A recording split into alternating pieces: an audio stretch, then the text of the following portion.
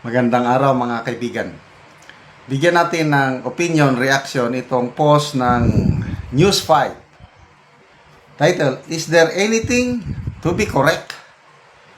Senator Ping Lacson seems to have a pass in a social media post this Tuesday, September 30. Parang pinatamaan ba?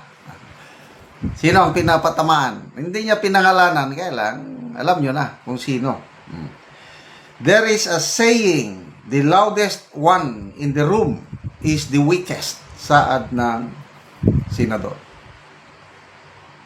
Sino ba yung nag-iingay sa Senado? Dalawa lang maingay sa Senado kapon.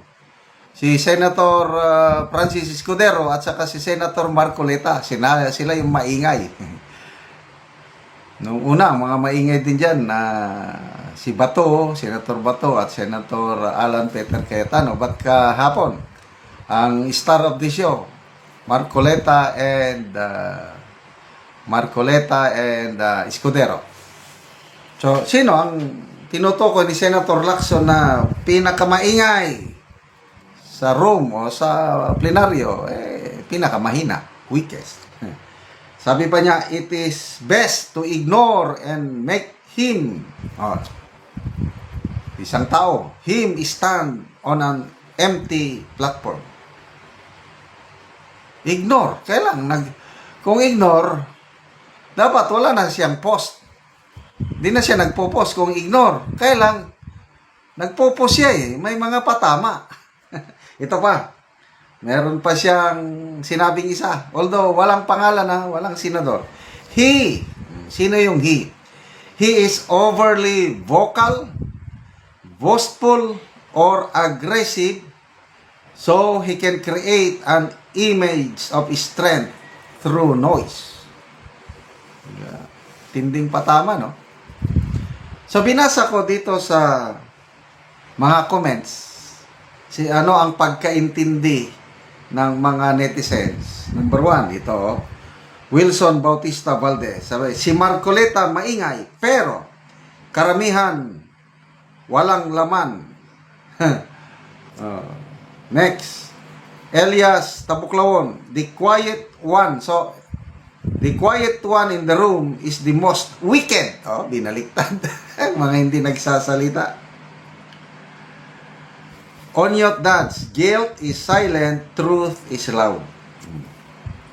Adrian Gonzon, not every quiet presence is peace. Sometimes it's the weight of unspoken truth. Okay. George Sarion, not absolute ping. Sometimes those who keep silent have personal interest to protect. Natamaan. Yes, ayaw nilang mabulgar eh. George Paraon, thieves don't make noise, the owner does. Gilbert Alconera, hindi makaribat kay Marcoleta. Wala daw, na-corner na daw itong si Senator Lacson kahapon sa mga patutsada ni Marcoleta, kaya hindi na siya makaribat. So, lumalabas sa mga comments na binasa ko dito, si Senator Marcoleta ang pinapatamaan ni Senator Lacson. He is very vocal, aggressive, boastful, so that he can create an image of strength through noise. Well, depende sa tao. Kung ako, congressman pa lang yan, si Rodante Marcoleta, hindi ko kilala yan. Narinig ko lang pangalan niya nung panahon ni PRRD, yung mga hearing tungkol sa ABS-CBN. Pinapakinggan ko siya sa kanyang mga pagtatanong, mga sinasabi. Sabi ko, ito ang maganda. Talagang bumilib na ako kay Congressman Marcoleta yung hearing ng ABS-CBN franchise.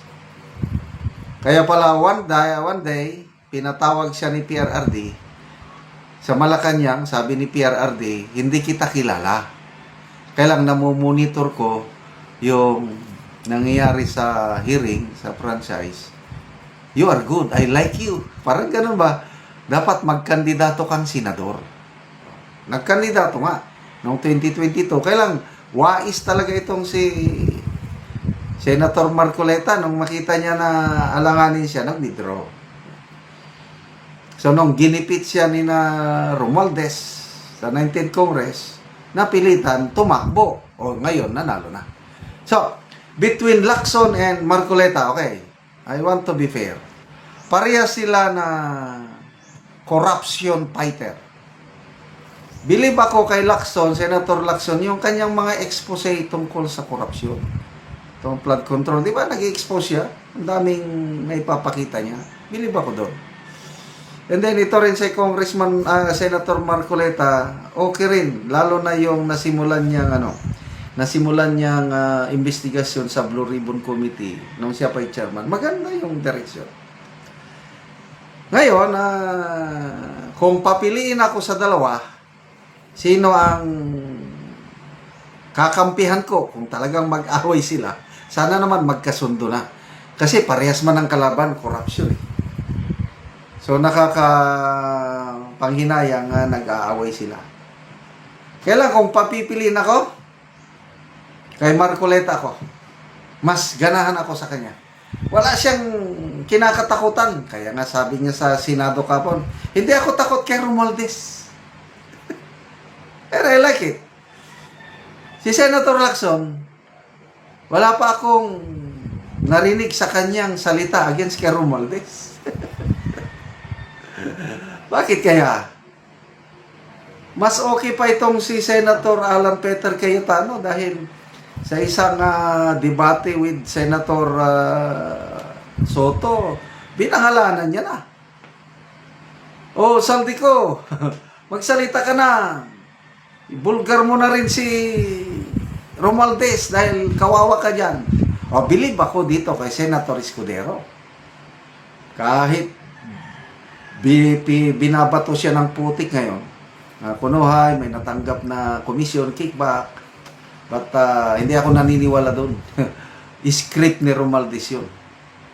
So, yung sinabi ni Senator Escudero na ang utak sa flood control scam si Romualdez, yun na yun. Yan ang mga tunay, walang kinakatakutan. So again, maingay si Marcoleta. Yes, maingay siya, but may basihan. Maingay siya para sa taong bayan. Yung mga tahimik dyan, aywan ko na lang. Sana matumbok ninyo kung sino yung talagang utak. Dahil yung utak na yan, yan ang nagpapahirap sa taong bayan. Dapat pagtulungan natin na idiin, kasuhan at ipakulong yung utak na yan.